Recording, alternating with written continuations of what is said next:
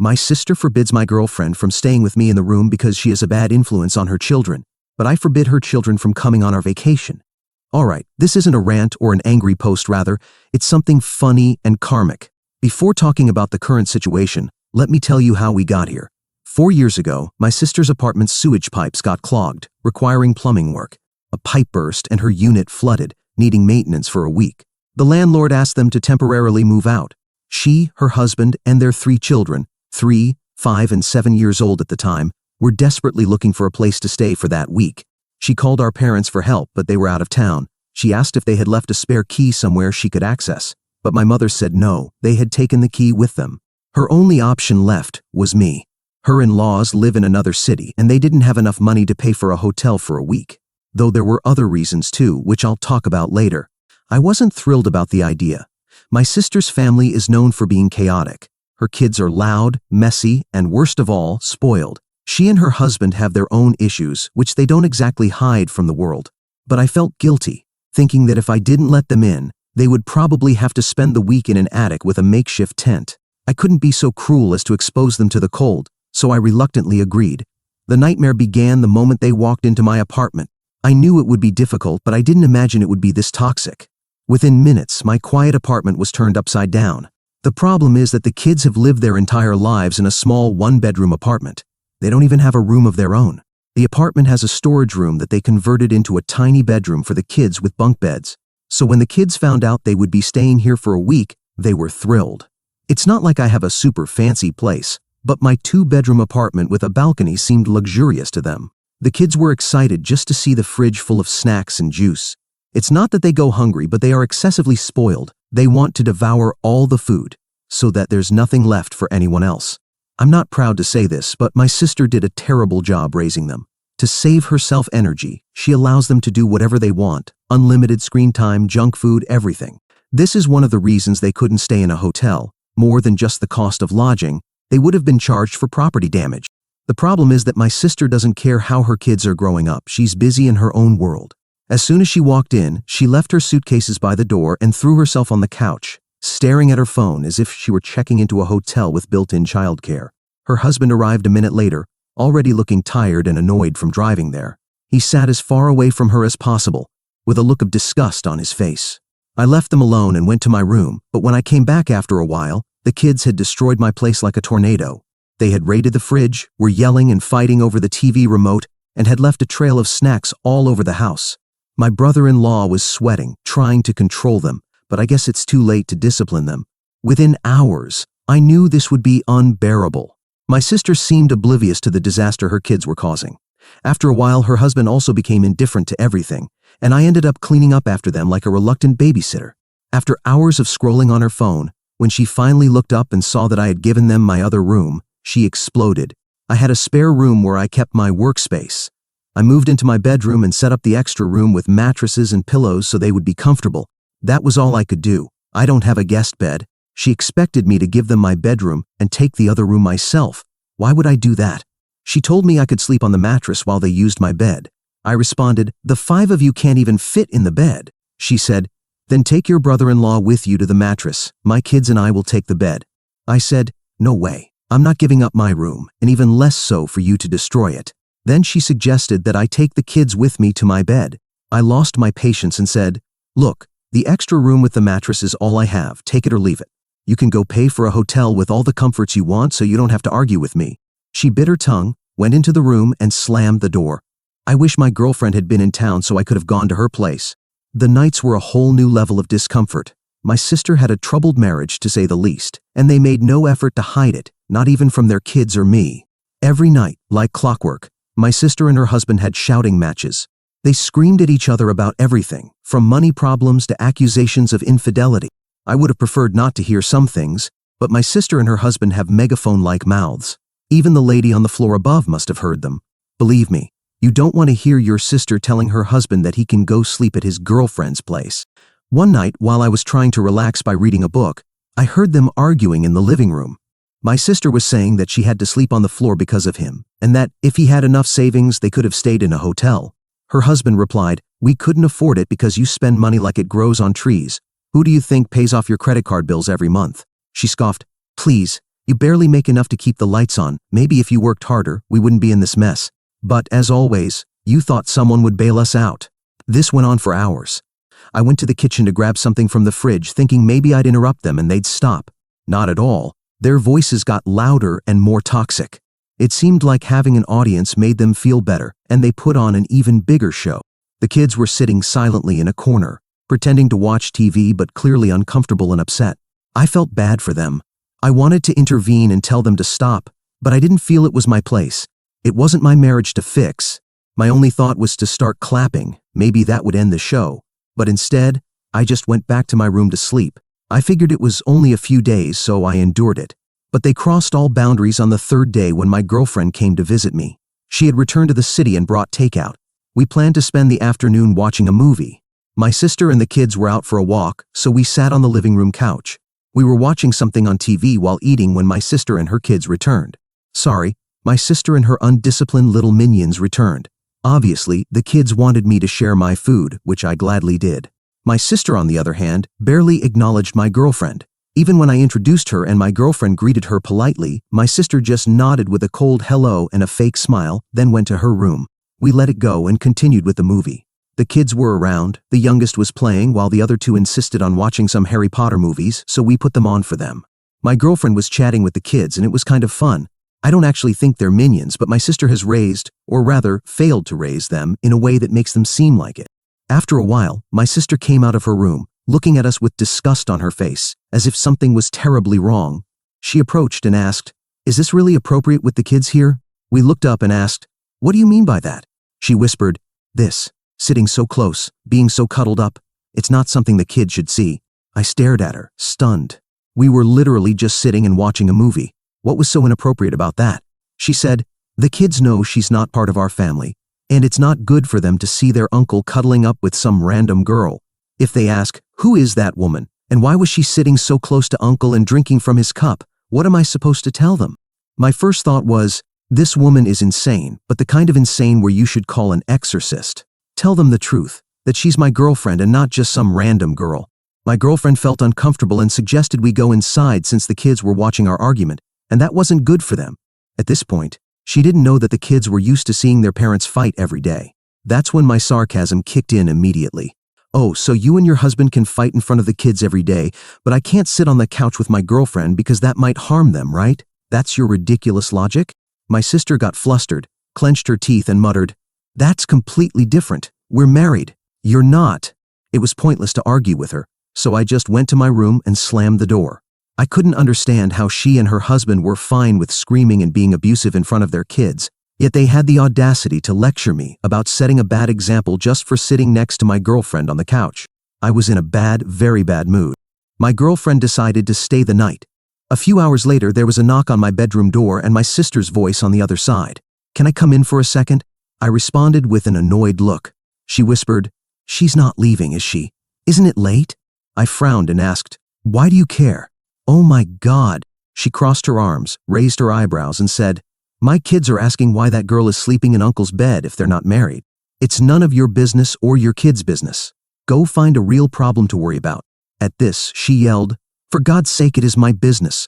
We're trying to raise our kids with good values. Please don't expose them to acts they're not old enough to understand. What kind of example are you setting? This should be a household with proper morals, yet it looks like some cheap motel." I yelled back, "I hope you know this is my apartment, so deal with it or leave." At that, my girlfriend got up and said she was leaving. I tried to stop her, but she sighed and said she was tired and frustrated with the drama. I said, "I'm leaving too."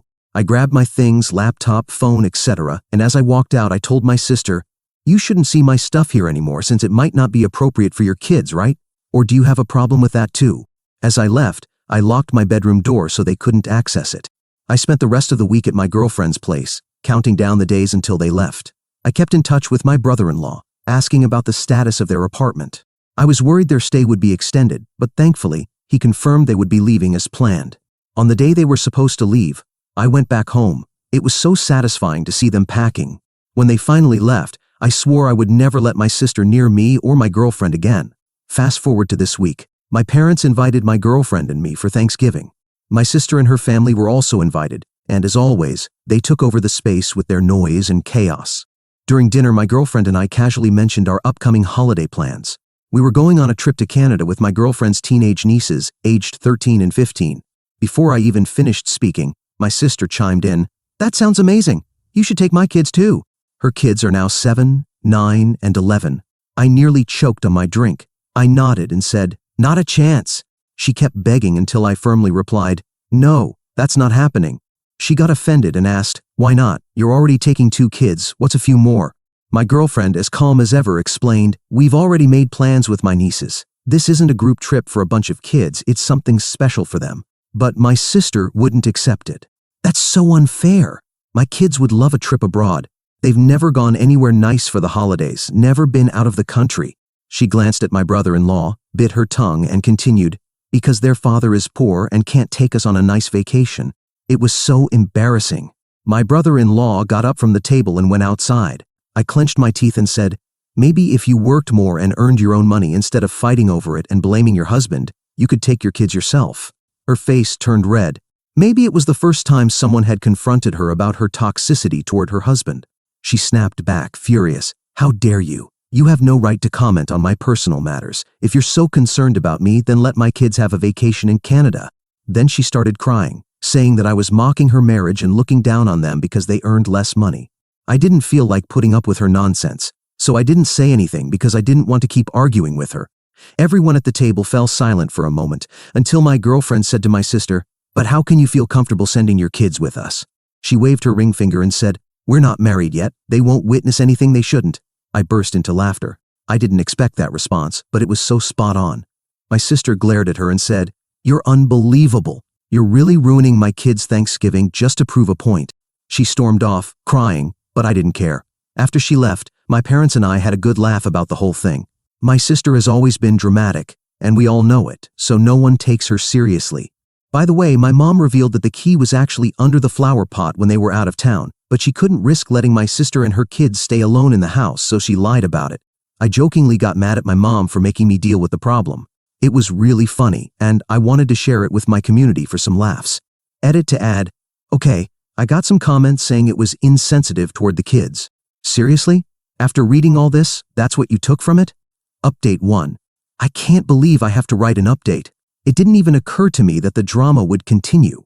After my sister stormed off from the dinner table in anger, I thought that was the end of it, but that would have been too good to be true. On the day we were supposed to leave for vacation, someone knocked on the door. I opened it and found my sister and her 3 kids, all dressed for travel, luggage in hand. Before I could react, she and the kids excitedly shouted, "We're ready for Canada." She said it as if I had agreed to take them. I shouted back, not with excitement but with anger, "No, you're not." I didn't care that I was yelling in front of her kids. She told them to go inside while she discussed vacation protocol with Uncle. Her oldest was already upset because he didn't want to go with 2 girls his age, my girlfriend's nieces. He said he didn't want to go, but my sister gave him a furious look, and they went inside. Then she whispered, "I'm not going, just the kids." "None of you are going, so take them and leave," I snapped. She argued, "Do you want to ruin my kids' vacation? They're so excited about the trip to Canada, and you want to take that away from them?" I replied, "Who told them to get excited? I know it wasn't me, and if it wasn't me, then I don't care." She raised her voice. "How can you be so cruel to your own nephews and niece? If she can bring her nieces, why can't you bring yours?" I was so fed up with her. "You know what? I don't owe you an explanation. The trip was planned with my girlfriend and her nieces, and I'm not changing that for you." She took a deep breath and sighed. "Look at their faces. Look at how excited they are. They've been talking about this all week. You can't just disappoint them now." The kids looked up at me with big, hopeful eyes, but I wasn't falling for it. I stood there, indifferent. My girlfriend came out of the bedroom and saw the kids sitting on the couch, ready for the trip. She was surprised and asked me what was going on. When I explained, unlike me, she didn't get mad. She calmly told my sister, "You had no right to tell your kids they were coming with us. That's manipulative and unfair. We are not taking them with us, so please, it's time for you to leave so we can prepare." My sister got furious and snapped, "You don't have kids, so you don't understand. You can't just say no when they're so excited. Do you know how hard it is to make them happy?" I angrily replied, "That's not my responsibility. That's your job, since all you do is complain." At that point, she pulled out her phone and called my mom, putting her on speaker. She whined, "Mom, can you believe this? They're refusing to take my kids after promising them a trip." My mom sighed and replied, "You can't force them, honey. If they said no, you need to respect that. It's not fair to your kids or to them. My sister still insisted, your son is doing sinful things, so at least make him take my kids. That would cleanse some of his sins.